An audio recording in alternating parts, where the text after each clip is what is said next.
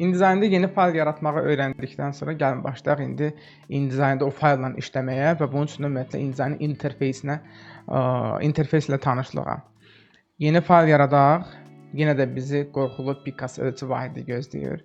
Bu vahidi ümumiyyətlə gəlin bir dəfəlik kökündən həll eləyək. Bu vahidi bir də görməmək üçün daxil oluruq heç bir pəncərə açıq olmadığı halda, daxil oluruq Edit, Preferences və buradan daxil oluruq Unit and Increment, yəni ölçü vahidlərinə cavabdeh olan bu pəncərəyə. Görürsünüz, bizdə cari olaraq ölçü vahidləri Pikasdır. Mən bunu millimetrə dəyişsəm, hər iki halda və sonra yeni fayl yaratsam, bizdə artıq burada millimetr gözləyəcək. Tipoqrafikaya xas daha çox, tipoqrafikaya xas olan Pikas ölçü vahidi deyil. Birinci dərsdə əgər biz A4 formatlı, bəli, A4 formatlı bir sənəd hazırlamışdıqsa, bu dəfə gəlin fərqli olsun. Bu dəfə tutaq ki, müştəri bizdən istəyib ki, A5, yəni A4-dən 2 dəfə kiçik olan A5 formatlı bir sənəd hazırlayaq. Müştəri bizdən belə bir dizayn materialı istəyib. A5 nə ola bilər? Tutaq ki, çox səhifəli elə bir kitabça, bir kataloq ola bilər. İstənilən bəlkə də çap reklam materialı ola bilər. Buklet, broşür tipli. Format A5-dir. Digər parametrlərə toxunaqmı? Yavaş-yavaş bəlkə də toxunmaq olar, amma keçən dəfə də qeyd etdiyim kimi buradakı parametrlərin əksəriyyətinə, hətta bəlkə hamısına biz sonradan müdaxilə edə bilirik.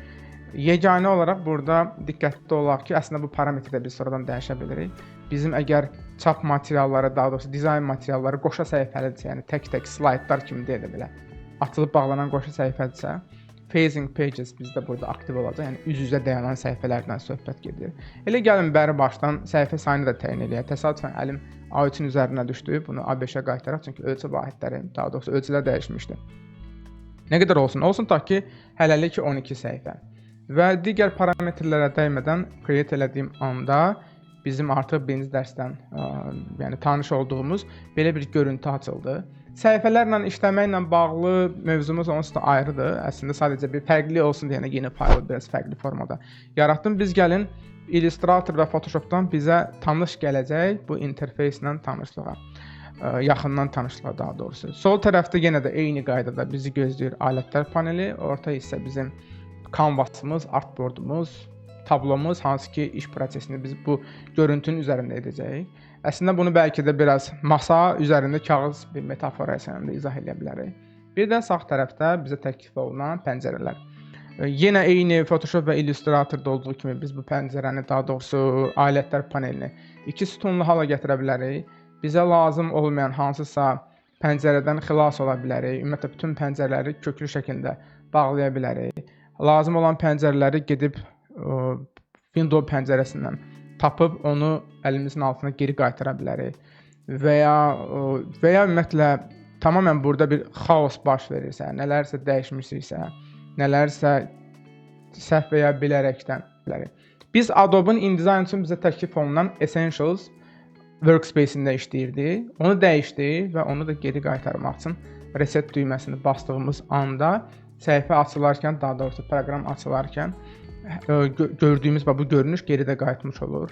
Amma biz o biri proqramlarda etdiyimiz kimi burada da özümüzə uyğun müəyyən tənzimləmələr eləyək. Məsələn, səhifə olaraq InDesign'da mən yəqin ki, əlimin altında həmişə Properties və Pages-i saxlayaram. Tamam, buranı yenə də öyrəşdiyim kimi 2 sütuna dəyişərəm. Və bir də ən əsas fərqlərdən biri, InDesign'da yuxarıda Options barı əlimin altında saxlayaram. Çünki illərdir InDesign'ı o şəkildə istifadə eləmişəm. Yəni ki, InDesign'ın o klassik görüntüsünə daha çox uyğunlaşmışam. Burada biraz müəyyən dəyişikliklər aparaq, hətta bunu bəlkə daha kompakt hala salaq. Ya da ki, tərsinə, əgər monitorunuz böyükdürsə, imkan verirsə bunu, yəni ekran ölçüsü imkan verirsə bunu daha geniş də edə bilərsiniz. Rənglər qala bilər, stroke color qala bilərmi? Gəlin stroke colordan xilas olaq. Rənglər qalsın əlimizin altında. Text to image bu süni intellektlə bağlı bir bölmədir. O mənə maraqlı deyil. Bunu yığışdıra bilərəm.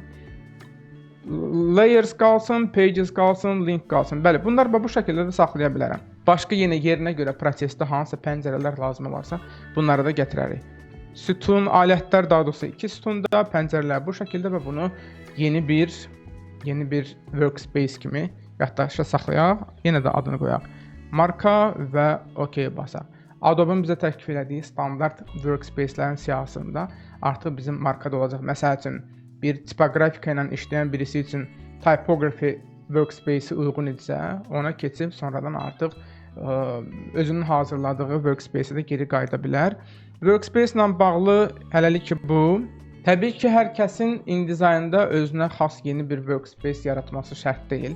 Yəni bunu bəlkə də hətta sadəcə izah üçün eləmişdim. Yəni yəqin ki, InDesign'da mən aktiv işləyən birisi kimi özüm üçün yeni bir workspace yaratmaqdansa elə ya tipoqrafika ya da Essentials Classic mövzusunu götürüb elə onun üzərində də yəni işə davam edə bilərdim. Ümumiyyətlə hər bir dizayner, InDesign istifadəçisi mütləq özü üçün bir workspace yaratmalıdır deyə bir şey yoxdur. Bir səbəbdən ekranınızda yuxarı tərəfdə həmin bu workspace-lərlə bağlı bölməni görməsəz, eyni qaydada biz Window Workspace bölməsinə də daxil olub eyni işləri, eyni əməliyyatları bu hissədən də həyata keçirə bilərik. InDesign'da artıq 2 dərsin sonunda biz yeni fayl yarada bildik. Yeni fayl yaradandan sonra bu görünüşü görüb, bu workspace-i görüb burada bəzi dəyişikliklər və tənzimləmələr apardıq. Eyni yeni fayl yaratmaq, eksport etməklə bağlı tapşırıqları əminəm ki, etdiniz. O qaydada indi də yeni bir workspace yaradın ya da ki, workspace yaratmaq şərt deyil. Fərqli Adobe tərəfindən təklif olunmuş bu workspace-ləri seçin. Orada dəyişikliklər eləyin. Hansısa pəncərələri bağlayıb onları təzədən bərpa eləməyə çalışın. Bu şəkildə addım-addım irəli gedək və növbəti InDesign dərsində görüşərik. Hələlik.